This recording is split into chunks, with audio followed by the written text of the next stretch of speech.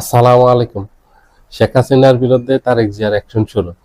শেখ হাসিনা ক্ষমতায় আসার পর 2008 সালে প্রথম যে হত্যাকাণ্ডটা ঘটায় সেটা হলো পিলখানা হত্যাকাণ্ড। সেই পিলখানা হত্যাকাণ্ডে এবার শেখ হাসিনা ফেঁসে গেছে। তার আগে শেখ হাসিনাকে পিলখানা হত্যাকাণ্ডে আসামি করা হয়নি।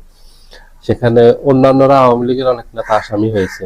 পিলখানা হত্যাকাণ্ড নিয়ে ডক্টর ইউনূসের সরকার একটা কমিশন গঠন করছে। সেই কমিশনে অনেকের নাম চলে আসছে। আর এটা জানে আগের থেকে সবাই জানে এটা যে শেখ হাসিনা এটার সাথে জড়িত সরাসরি।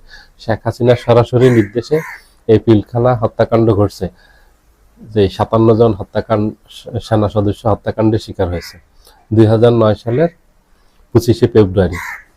এটা আমাদের দেশের ইতিহাসে একেবারে স্বর্ণাক্ষরে লেখা থাকবে।